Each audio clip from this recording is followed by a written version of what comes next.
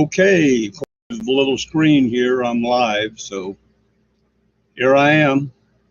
One guy wrote me and said he hoped to see me today at 1 o'clock this afternoon, so I figured why not? I might as well do this again. You already know I'm not real comfortable with it because I don't really ever know what to talk about. I don't want to sit down and try to, uh, you know, draw up a, a thing in advance to talk about because that's just way too fake. I tried that once, it didn't work. So today I thought just to touch base a little bit. I'm always talking in these videos about the different, pieces of artwork I've got around here, there, and up there. And there's one missing right there, but you don't really probably realize it. But anyway, I thought I'd show you some of those and maybe give you a little bit of a story behind them, why I collect these things and put them up.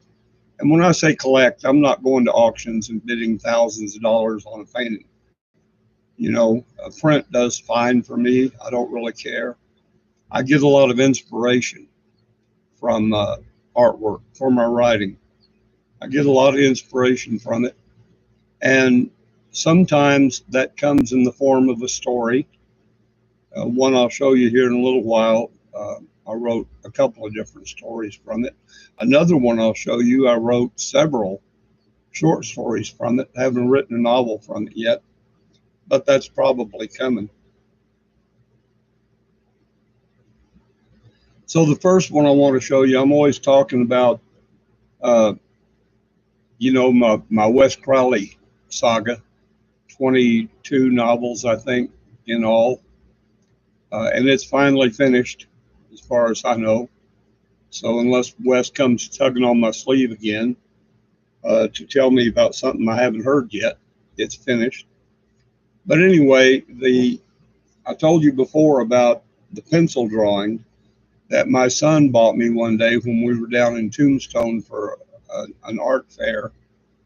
And he found this and said, "Wouldn't you like to have that?" And I said, "Yeah, I don't know. It's a little expensive, so I'll pass. Besides, I know what the characters look like. For Wes in the Wes Crowley saga, the perfect person to play him would have been Robert Duvall, but I would have needed him when he was younger and then later when he was older, and that's not possible. So anyway, I keep this pencil drawing.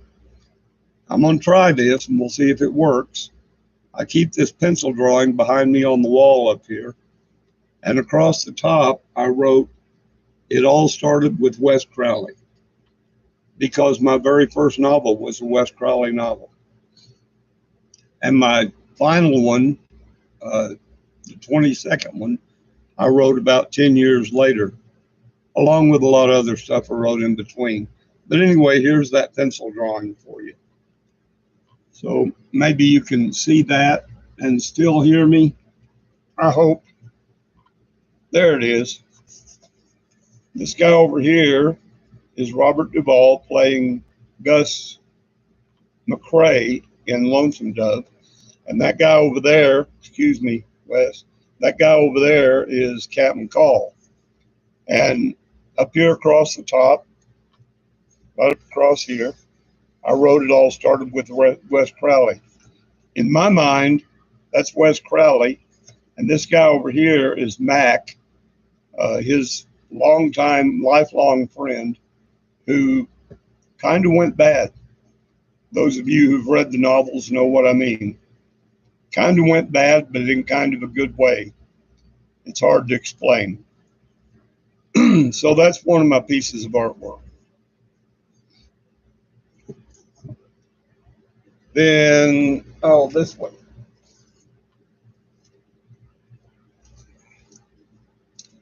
Hope I can get all of this on the screen for you, or well enough so you can see it. This is the scene, and I don't remember the artist's name, and she didn't sign it. It was a woman. But this is the scene that just kind of a street scene in Europe somewhere, probably. But it could be in Mexico or someplace like that, too. This is the scene that generated probably, at least 6 or 8 different short stories, and eventually probably will generate a novel. One of the short stories was about a guy looking out of this window right here, down on people on the street, and some were sitting in front of a cafe at a little table. It's right over there, right over here. And he was basically spying on them for the government. And I won't go into the rest of that. Another one took place in an alley behind this big building here. And there was a wounded guy from either the Spanish Civil War or maybe World War One, and he was leaning against that wall. And his girl lived in this town, and she came running down the alleyway to find him. And I won't go into any more about that. Don't want to give it away, spoil it for you. And then there were, like I said, 6 or 8 more short stories that took place in this little town. Just because I saw it one day at, I don't know, a thrift store or a garage sale or an estate sale or something, and I bought it because it appealed to me. When I look at a piece of artwork and I can see that there are stories going on in it, then I buy it and bring it home and hang it on the wall of the Hovel. In the meantime, you get to see my big old belly.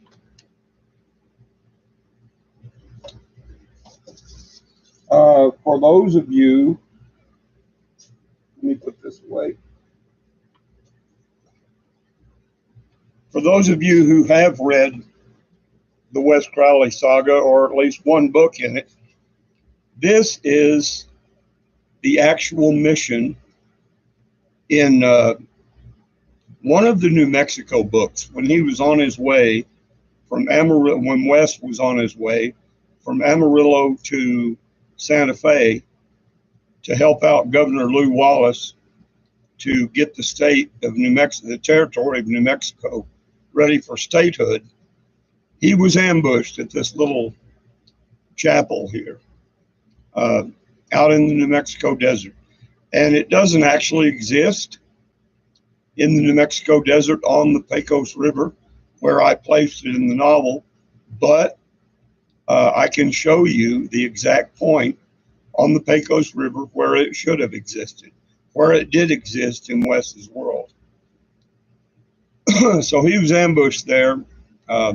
Obviously, he made it through all right because he's still around down there in Guerrero, Mexico. I suspect he's probably trying to talk his brother-in-law, Miguel, into letting him on a ship, one of the ships of his fishing fleet. And Miguel probably won't because, as he said to Wes one time, I can already see you on your horse on the deck of my ship, tripping over cables, tripping over lines. So probably isn't going to happen. This next one, I don't know how well you can see it. Let me get it closer to the camera. See that guy? He's heading toward that little casita over there. And my microphone's in my camera, so I hope you can hear me. He's heading toward that little casita over there. And you can see there's a woman standing right there in, I guess, a red dress. But you can see it's just a little kind of a hovel, isn't it? And it takes place in Arizona, and you can tell that because of the saguaro cactus right there. These only grow in Arizona, despite what you'll see in John Wayne movies, where he's up in Utah or New Mexico or Texas or wherever, and there are saguaros all over the place. That's because he shot a lot of his films at at Old Tucson, outside of Tucson, Arizona. But I wrote a pretty good story about this guy. I just looked at the picture one day and it grabbed me. So I opened the laptop and laid my fingers on the thing, and there they went. So that's that one. And then I've got one more for you here. I have a lot more pictures in here, but this is all I'm going to show you for today. This one I got, I think, at a garage sale or an estate sale. And I just really like the colors. Can you see all the yellow in that? And there's an old guy sitting over at the base of the house. And there's a girl or a woman walking toward him with a basket on her side. And in the background, there are mountains. Not sure where this is or where it's supposed to be, but it just really intrigued me. There's a story going on there, at least one, maybe several. I haven't written any of them yet, but I kind of like that, so I picked it up and brought it home, put it out in the Hovel. Oh, let me get set down. So that's what I've got for you today, just a bunch of pictures. I do recommend buying these things. Let me see, what's that one up there?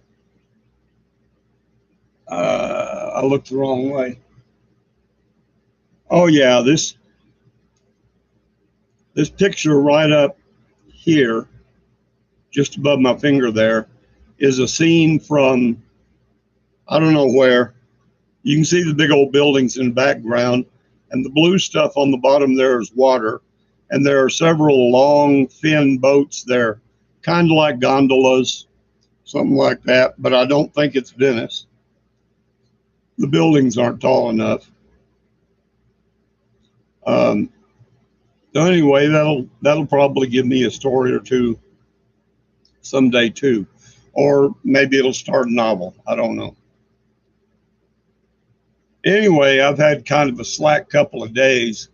I didn't write at all the day before yesterday. Those of you who follow the numbers probably saw that I skipped a day there. I was helping my neighbor and former landlord clean out the bay that's right next door to the Hovel on the other side of that 2 or 3 foot thick wall behind me there.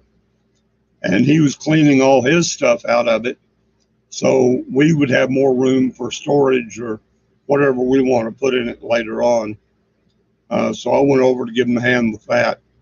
It took us a better part of the day, and at the end of the day, I was too tired to care whether I ever saw a laptop again or anything else, frankly. It's good being old, I guess, or older, but there are downsides to it. So my mind has always said I can do whatever I want. And my body says, not so much. So I did that day before yesterday. And then yesterday we finished up doing that. And today we were supposed to clean out the detritus that was left over in there, but we didn't get that done. So maybe tomorrow or the next day, whenever, I can go in and do a lot of that myself. So I'm not worried about it.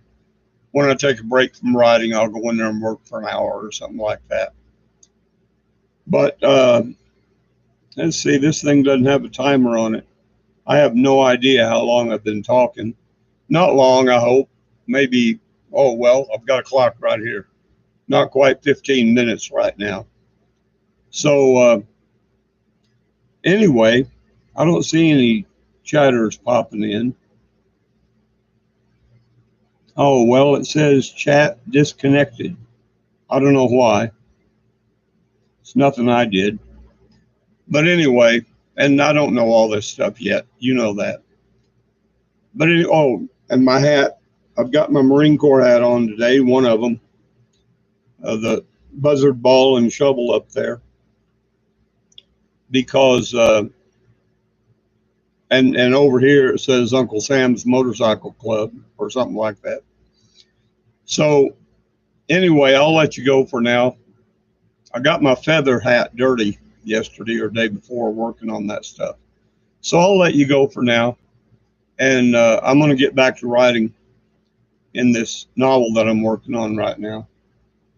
Um, there was something else I was going to say. Oh, a lady wrote me quite a while back. You'll see this in tomorrow in the journal. A lady wrote me a long time ago. I don't even remember when it was now. She either emailed me or left a comment, and she said basically WITD is just another system or process, just like all the others. And it just kind of went all over me because the one thing writing into the dark is not is a process. You know, all the others, and there are only two kinds in the world. There are only two ways to write fiction. One of them is you plot or plan, you outline as part of that, you revise, you rewrite, you know, ad nauseum number of times. You've got to have an edit, right? You got to have someone come along and tell you what should be in the content of your story, which is just insane. How can anyone else possibly know what your characters brought to your mind? They can't. Uh, so, anyway, all that crap comes from critics. It doesn't even come from writers, it comes from critics. Critics are the one who say, oh, this was marvelously plotted. I had a guy on my very first novel put up an Amazon review. I don't even think it's still there now. But way back in 2014, when I finished that novel, he put up a comment that said, this is one of the most tightly plotted and planned novels I've ever read. Well, I appreciated the comment, but it wasn't. It took me, I don't know, 29 days, 28 days, something like that to write it. And it was, I don't know, maybe 50,000 words, something like that. And it wasn't planned, it wasn't plotted, it wasn't revised or rewritten or any of that nonsense. All that stuff comes from critics. All of those are critical terms, and it all comes from critics. None of it comes from writers, unless they've heard it and decided they have to do it that way because that's what everyone has always told them. Then they might talk about it. But by and large, no, those terms do not come from writers. Every one of them started with some critic saying, do this, do that. Or the writer obviously did this. No, the writer didn't. I remember one of the writers we were studying in college, um, an Irish guy. I can't remember his name, sorry. But in fact, he wrote a short story called Guests of the Nation. And it was about these dead bodies that had been found in a bog. And anyway, he said, someone asked him, some critic asked him, where do you come up with all the symbolism in your stories? And he almost choked. He said, you know what? I don't. He doesn't come up with any symbolism in his stories. That's all added by the critics. They'll talk with you endlessly about, oh, all the symbolism the guy put into his work. Nope, doesn't happen that way.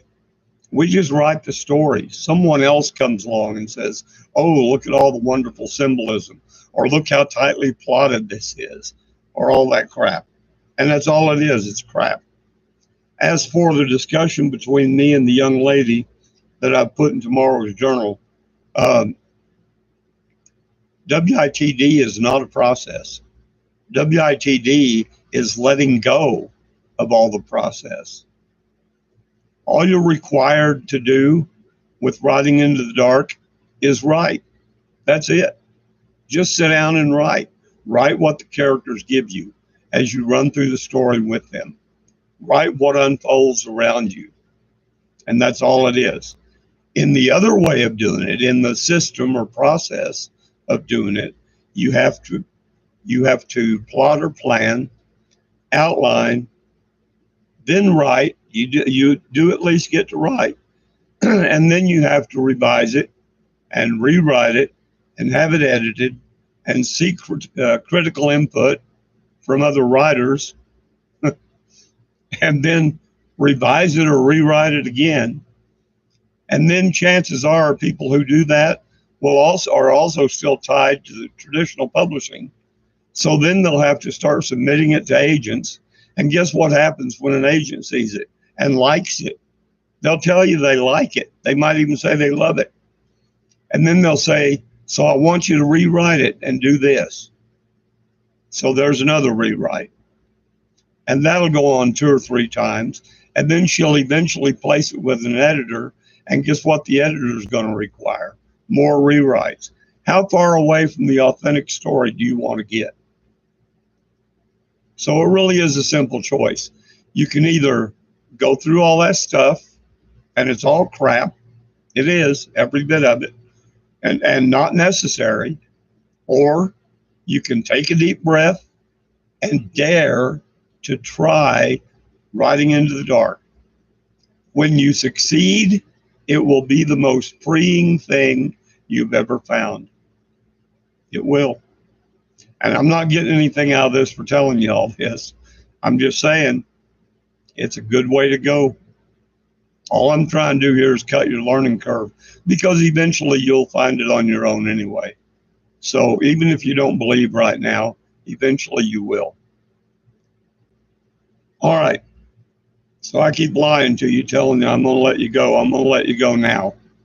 So I'll see you in the journal tomorrow.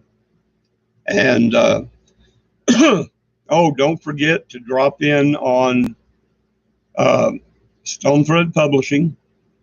Go to the nonfiction books on writing page and get your copy of Writing Better Fiction now while it's on sale for only $9. Because on May 1st, it's going to go up. Not a lot, but it's going to go up. It'll go up to $13 or $14. So get your copy now. $9 is not a lot of money to spend as an investment, because that's the only book you're ever going to need about writing fiction. That's all I can tell you. Talk to you next time. Thanks for dropping in.